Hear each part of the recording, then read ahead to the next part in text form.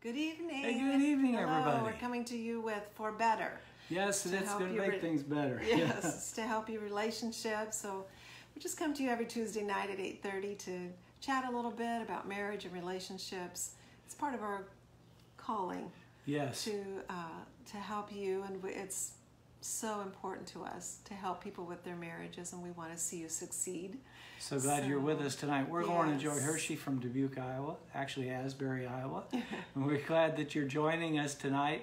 You know, this day in history, years ago, the Babe retired. Babe Ruth retired back in the 30s. I'm sure that was a big day back then. We still talk about him. Man, what a mark he made on baseball.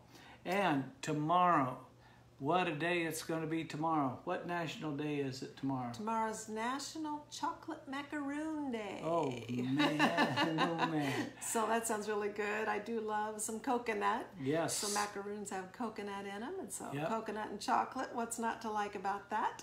Hi, Michael. Hi, Tiffany. Hey, Mike and Tiffany. Glad you joined us tonight. We really appreciate you tuning in. Yeah, are you guys baseball fans? Babe Ruth retired today, back in the 30s.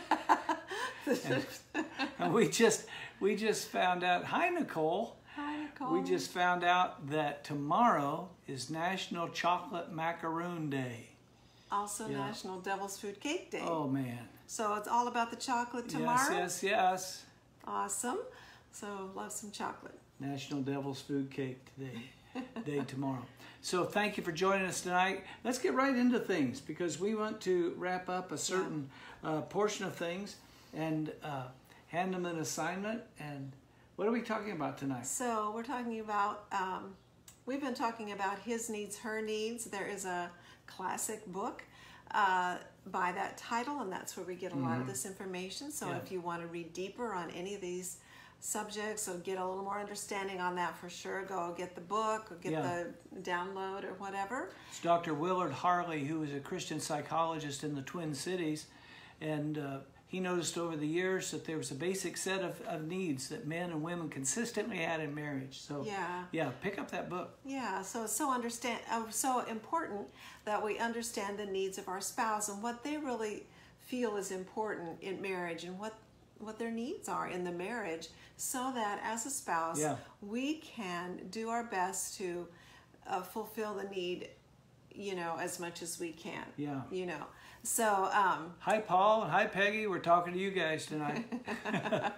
So His Needs, Her Needs. And so last week we talked about what Dr. Harley found to be man's number one need. We talked about that last week, which was sexual fulfillment, which we know from the Word of God that that's the only place that you're supposed to be sexually fulfilled.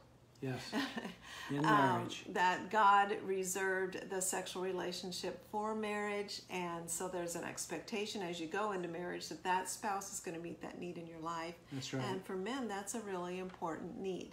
And so as we go through these needs, his needs and her needs tonight, I want you to realize that not everybody ranks these in the order that we're going to be giving them to you tonight. That's right. This is really important. So it's important that you have a conversation, maybe more than one conversation, with your spouse about what do they think are their highest needs in marriage. How would they rank these needs? Or maybe there's another need that's not in this list that they would say, well, really, those are great and everything, but this is really, other thing is really important to me.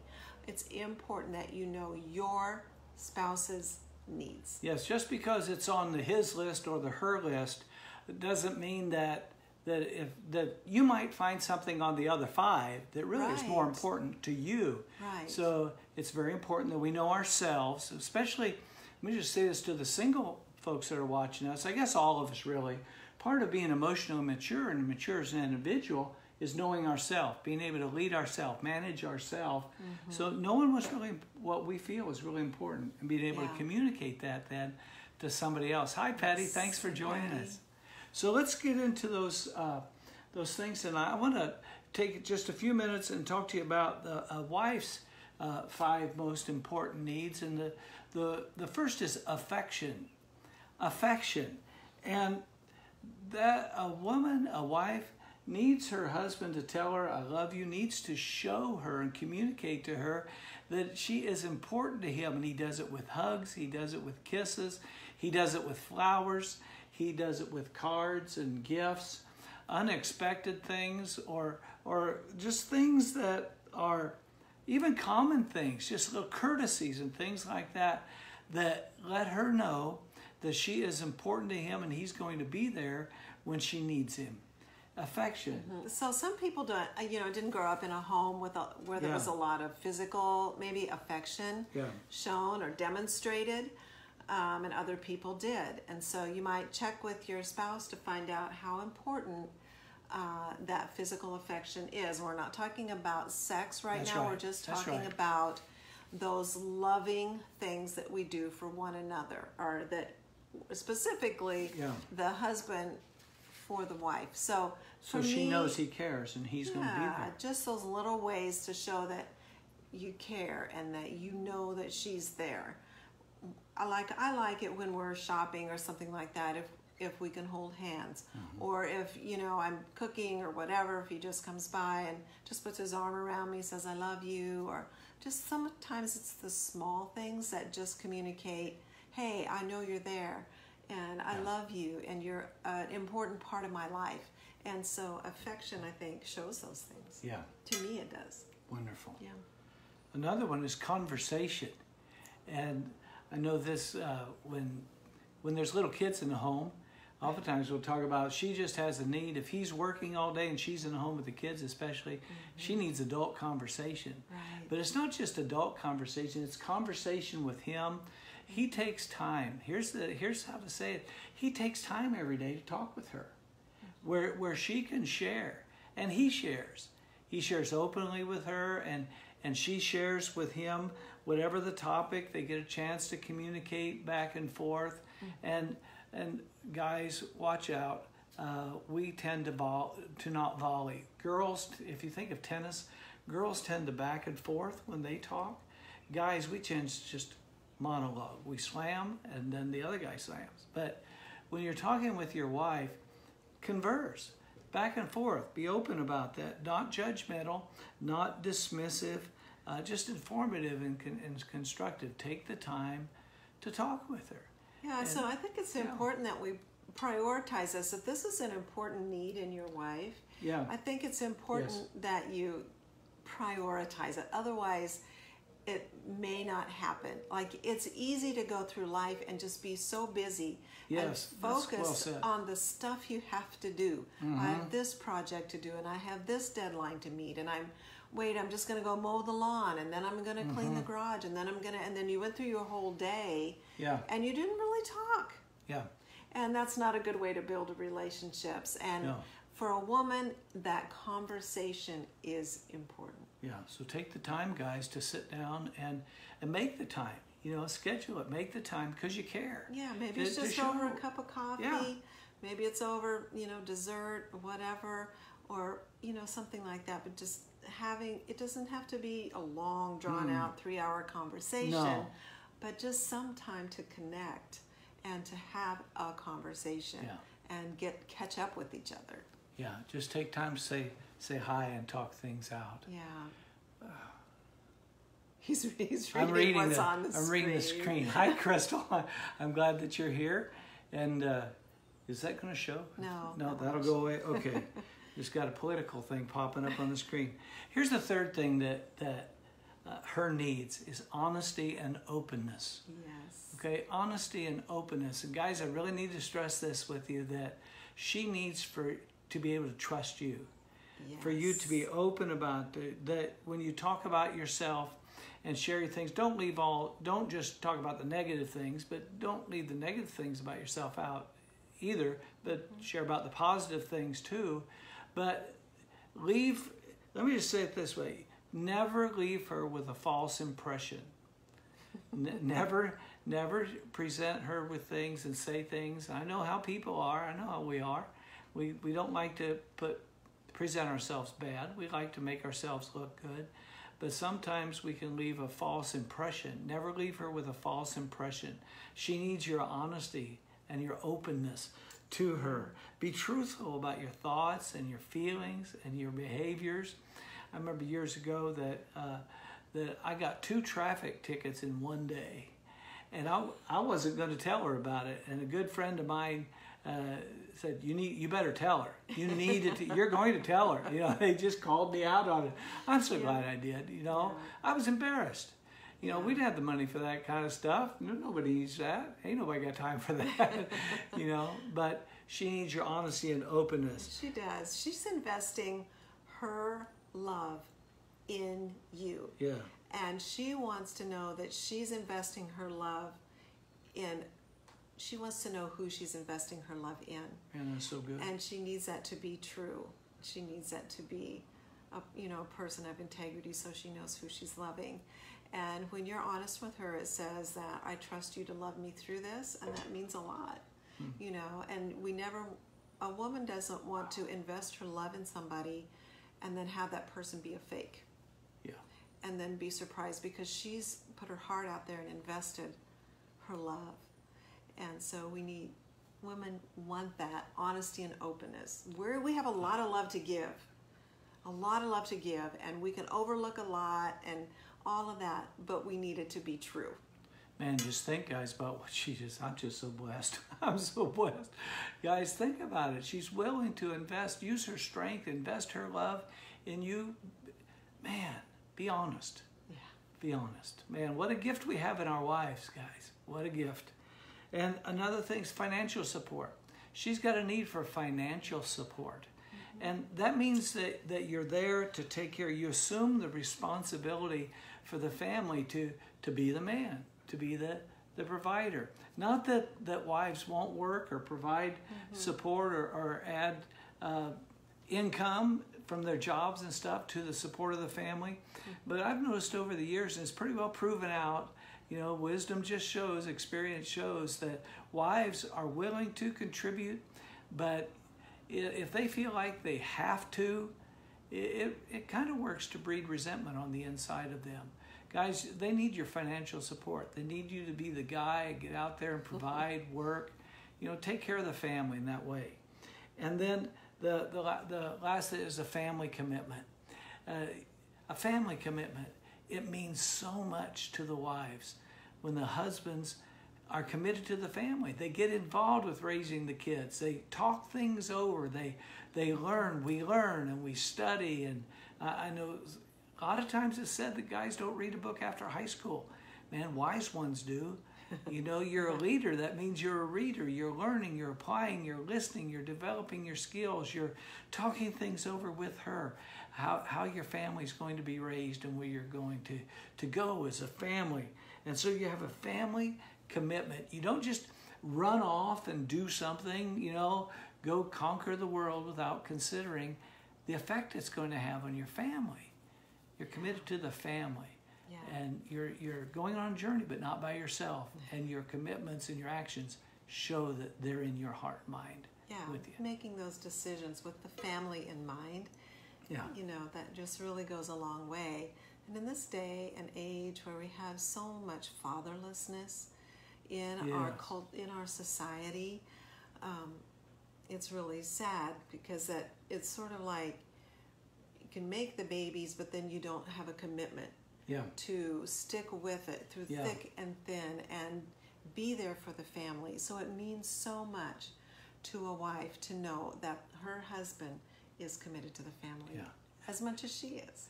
And guys, it comes to mind, girls, it comes to mind that something I heard years ago actually it was a minister talking about qualifications for the ministry and how the Word of God talks about the character qualifications and the behaviors. And man, so many of the ministers in the room realized they had work to do. And he said this, he said, if you see yourself falling short, don't quit. Just go to working on it. Right. Guys, I want to share that with you tonight. If you see yourself as we're going through these things, falling short on things, man, don't quit.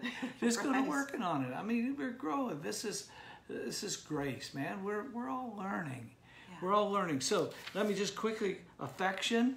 She needs affection. Man, you give her these things, man, she will rise to the occasion. Affection, conversation, your honesty and openness, your financial support, and your family commitment, man, you'll bless her heart. Yeah. you will provide an environment for her where she'll love you for it. She will love you for it. What about the guys? So we're trying to go through these all tonight so we can finish up this subject. So those were the women's, the wives' five main needs. And so last week we already covered the man's number one need from the book, His Needs, Her Needs. So that was sexual fulfillment. And so number two is recreational companionship. Yeah. So that's kind of a funny way to say that. Not, we wouldn't necessarily describe it that way, just in our own words. No. But what it means is when he's doing things in his life that he enjoys, he wants his woman Yes. to be there with him. Yeah. And as wives, we want to be in that pleasure picture. So maybe your guy's a golfer. You might want to, if you're physically able, you might want to try to golf. Like, my husband likes to golf. I try to golf. It's not pretty, but I do it, It's I enjoy the time together. Yeah. It's good, Just other things too, like he loves football. So over the years that we've been married, I have watched a lot of football. See, that's so special.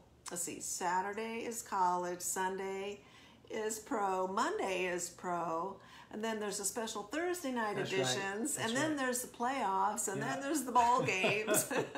So we have watched a lot of football. Why? Oh man, making me hungry for football. Why? Because my husband enjoys it, and I want to be there with him and enjoy it with him, and so I've learned to enjoy it. I had to learn some of the rules. I'm not perfect on all the rules, but I had to learn some of the rules, and all of that in order to enjoy it with him. So recreational companionship. Maybe your guy is what do you call those things? Biker. Biker, or whatever. You go out on the ATV and you go on the dirt trails. Whatever it is. Or maybe he's a movie enthusiast, or maybe he just likes to putz around in the yard and do flowers and whatnot. It would be great for you to find something that you guys can do together to be in his pleasure picture. It's like that guy we heard of just the other night. He likes to work on his car. His wife brings her lawn chair out the garage, just there with him. To say wonderful. But just to be in his pleasure picture. Yeah. And not that you can't have a hobby that you do by yourself or whatever that he does by himself, but you don't want to just have, this is my life over here, and this is what I enjoy, and that's his life over there, and that's what he enjoys. Like, he's over there in his man cave, and I'm over here in my she shed, and never the twain shall meet. There you go. You don't want to do that. Part of one of his needs in marriage is to have recreational companionship. And it is my bet that when you were dating, that you were a companion to him in the things that he enjoyed. And so let's keep that up. Let's not let that drop. Let's keep that as important. Okay? So I'm trying to hurry through these, but I do have some things to say about them. Okay, so that was number two. Number three is the physical attractiveness of his spouse. So he wants you to do your best with what God gave you. There you go. Okay, so he married you because he likes you. He thinks you're beautiful. Something about you attracted him to you. So don't just throw in the towel and give up, but do your best with what God gave you to be attractive to him. Not attractive to everybody. He doesn't want you to dress like a floozy. Is that even a word anymore? It's a word anymore. Floozy out there trying to attract other men, but to be attracted to him. I don't know if Tiffany even knows what a floozy is. She can look it up. So anyway, for the wife to take care of herself and be physically attractive to him. That's an important need in a man's life, okay?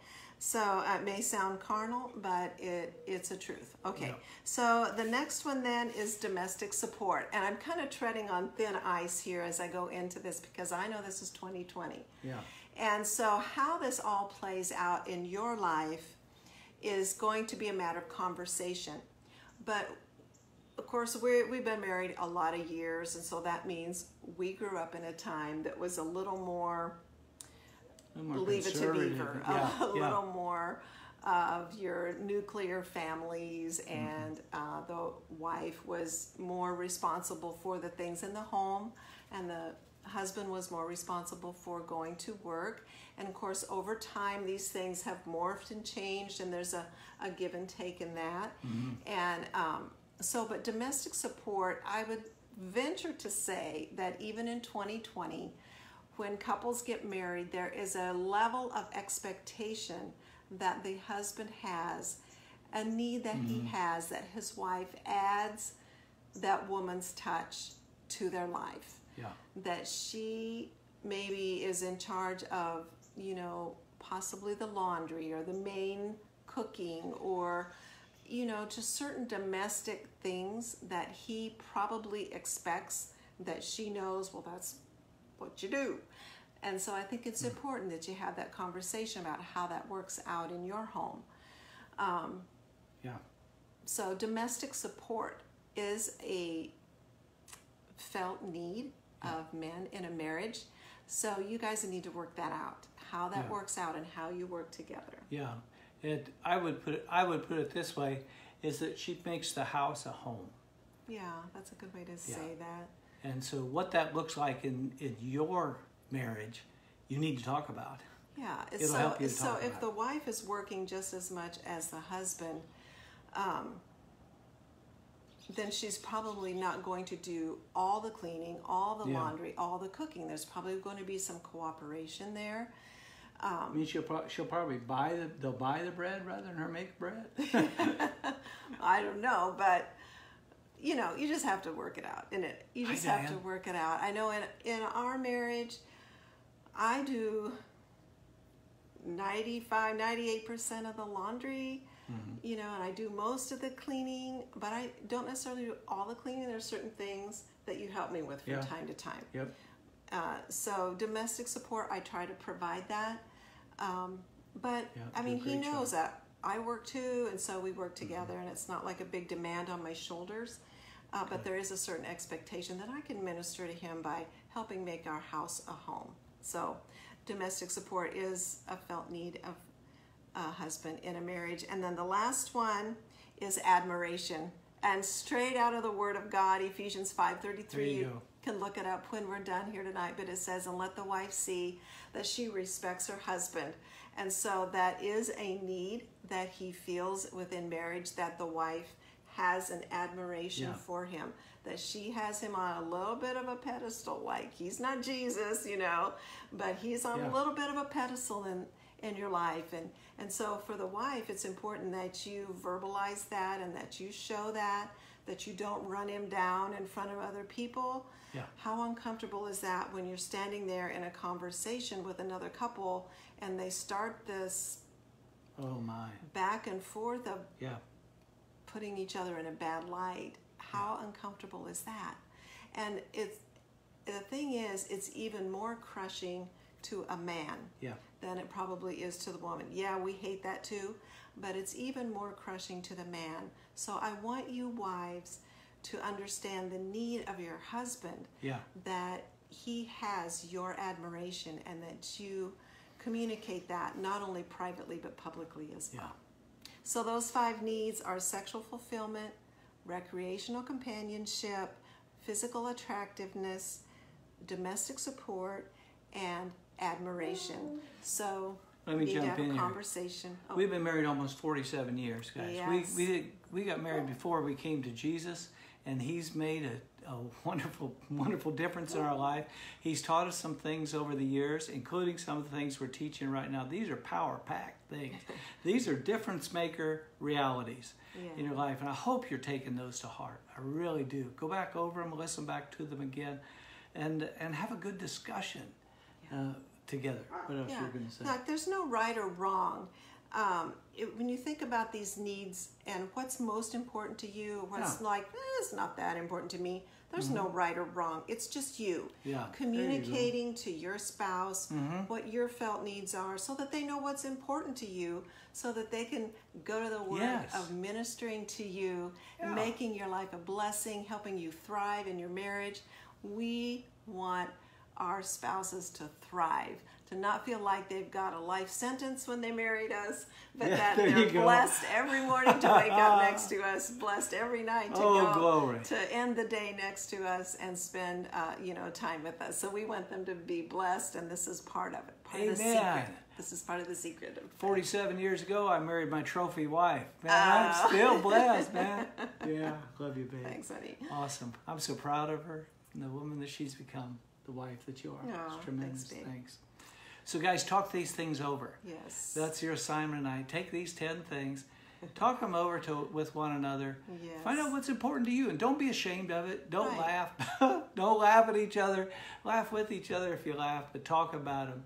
And help each other, love each other. Hey, we love you. Thank you so much. We want the best for you. If this is being a blessing to you, would you help us by sharing it and getting the word out? That's how these things get passed along, and we really are called of God to help people, and I believe we've got something to share that can help people. So help us connect with them and help us be a blessing. Yeah. Love you all. Have a great night, and we'll see you next Tuesday night at 8:30 for 4 Better. Okay.